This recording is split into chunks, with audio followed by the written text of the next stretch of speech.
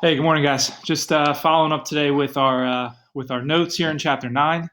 Okay, guys, I'm happy with what I've seen so far. A lot of us are understanding the idea of how to hypothesis test as far as developing that HO and that HA, and how we ultimately come to a conclusion based on this thing called p-value. All right. Today, I just want to talk about a couple different things. All right, type 1 and type 2 error. So based on these conclusions that we make, an error could have occurred, all right, just by chance. So when we reject HO, but HO is true, we've committed what we call a type 1 error, okay? If we fail to reject the HO, but the HA is true, then we've committed what we call a type 2 error, right? Now, this example is really good because I think we can relate to this, we can understand this, and I wrote it all out for us as far as the answer to it. So here's the manager of a fast food restaurant wants to reduce the proportion of drive-through customers who have to wait longer than 2 minutes to receive their food after the order is placed. So just think, you pull up to McDonald's, you place your order in the drive-through, and sometimes it could take long. So this manager here says, well, we want to reduce the amount of time it takes for customers to get their food. So they look at records, and the proportion of customers who have to wait longer than 2 minutes is 63%. All right. To reduce this proportion, the manager assigns an additional employee. So he's hoping, or she's hoping, that the additional employee that will assist the drive-through orders will help reduce the proportion of people that have to wait longer than 2 minutes. So during the next month, the manager collects a random sample of drive-through times and tests the following hypotheses. So based on their data, the proportion is 63%. Well, they're hoping that by adding that additional employee, it will reduce the proportion. It'll be less than 63%. All right, so what would a type 1 error look like in this setting? Well, a type 1 error would occur when we rejected the HO, right? We reject this. We have evidence that this is true, okay? But an error was made, meaning we've rejected this, but we really shouldn't have. All right, this really is true. So what that means is that we found convincing evidence that the proportion of customers who have to wait longer than 2 minutes, that it was reduced, but it really wasn't, okay?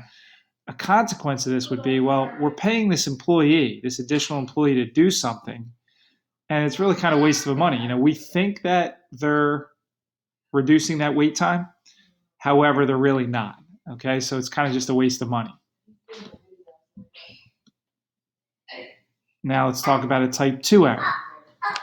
Oh, hey, Liv. What do you got? Let me see. Oh, yeah, thanks. Here, come on, take it back. Watch your arm. All right. Sorry, guys. Type 2 error would occur if the manager didn't find convincing evidence that the true proportion of customers who had to wait longer than 2 minutes had been reduced when it really had been. All right. So type 2 error means that we failed to reject this, meaning, we didn't have evidence that supports this claim.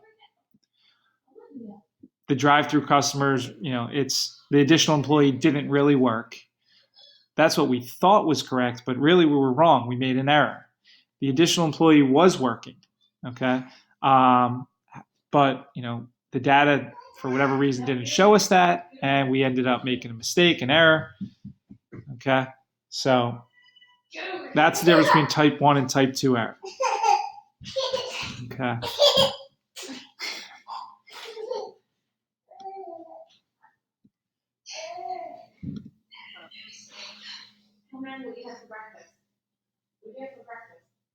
All right. Don't worry about the probabilities there. All right, let's kind of look down here. The conditions, okay? The conditions for performing a test, very similar to confidence intervals, okay? So we have random. The data comes from a well-designed random sample. 10% needs to be less than 10% of the population. Large counts, all right? Both successes and failures, n times p and n times 1 minus p, are at least 10. So in this section, we're going to be working just with proportions. So every time we set up HO and HA, it's going to be a P. All right, we don't have to worry about a mu right now because that's means. Some of us were continuing to use standard deviation. All right, you only use them if the problem you're talking about or asking to do is means or standard deviations. So for this section, everything is just P. All right, everything is just a proportion.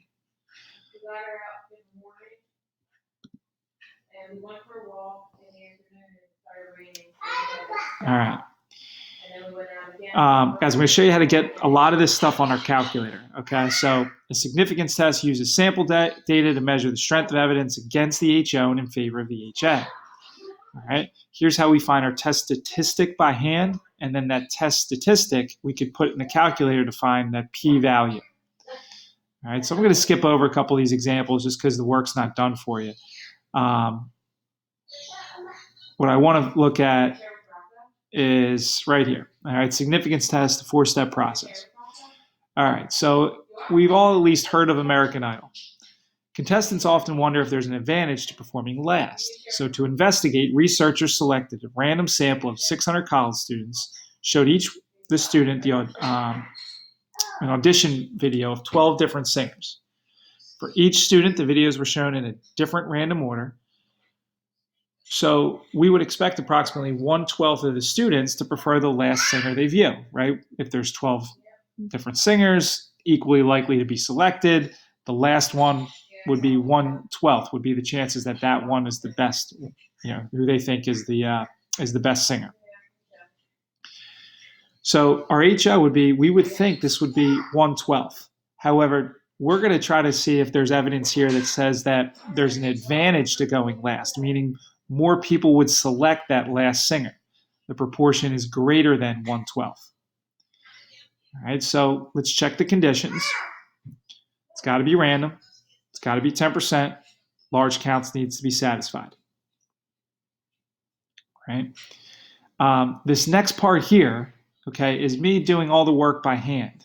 All right. I'm going to show you a way right now. I'm just going to pause the video, going to bring up the calculator and show you how to do it in the calculator. Okay. You can certainly do it this way. All right. But let me show you another way to do it. All right, let me pause this video. Okay, so now I brought the TI Inspire up. Guys, it's very important that you have this to use, okay? So, and there is software, guys. You can actually, I think TI Inspire during this time is allowing you to download the software. So you might want to check that out, okay? So go to TI Inspire, see if you can download the software if you don't have a calculator. Sorry, guys, my daughter's running around a little bit. Hey, Liv. All right. So we're going to run what's called a significance test here. So very similar to what we did last chapter. So we're going to hit menu, statistics, but we're not going to confidence intervals. We're going to go to tests. All right, so it's 6, 7 stat tests. And then right now we're dealing with proportions. We only have one sample, so it's one proportion Z test. So for those of you that like numbers, that's 6, 7, 5. All right, 6, 7, 5. This screen's going to come up. It's going to ask you your PO, which really means HO. It's like your proportion for your HO. All right, and that proportion that we designated for this American Idol problem was 1/12.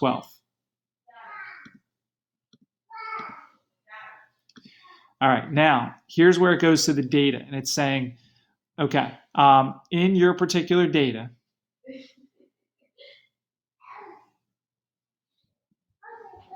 all right, what was the amount of successes out of the total people that were sampled? Okay, so it says in this study, 59 of the 600 students.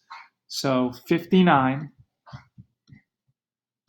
of the 600 students. Okay, successes total sampled. The next part here is, well, what did you set up for your HA? And we said that our HA is a greater than. We think it's greater than 1/12. So you got to change that based on how you hypothesized, which is why we spent so much time figuring out the hypotheses, guys. That's important, okay? It's important how we start the problem. It's important how we conclude the problem, all right? We hit OK, and we got a couple answers here. We have our test statistic, which you'll see right here, 1.33. More importantly, we have our p-value. All right. The p-value is what leads to our conclusion. You can see here our p-value 0.0918. All right. From this, we can make a conclusion. We were told here to test at the 5% significance level. So you have to compare this number to 0.05. 0.09 is obviously greater than 0.05, so we fail to reject the null hypothesis. All right. When you fail to reject, means you don't have evidence that this is true. All right. You don't have evidence that supports the proportion of students who would prefer that last singer is anything more than 1/12. All right. Meaning, we really don't have evidence that there's an advantage to going last. All right. So again, you have to read the question, form your hypotheses, carry out the conditions. All right. Then you're going to pick up the calculator, and I think we said it was 6, 7, 5. All right. Enter the data like I just did. That's going to give you this p-value, and you're going to compare that number. You don't have to do all this. All right. You're going to choose the route of the calculator. Okay. You need to do it so you get this number so you can write your concluding sentence. Okay.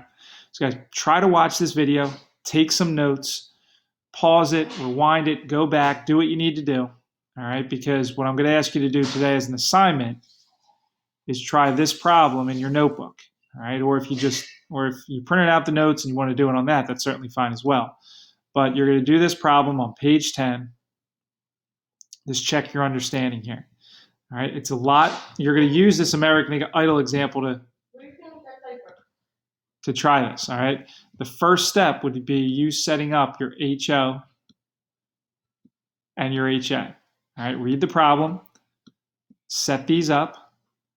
Remember, you're dealing with proportions. So it's going to be P equals. It's always P equals for your HO.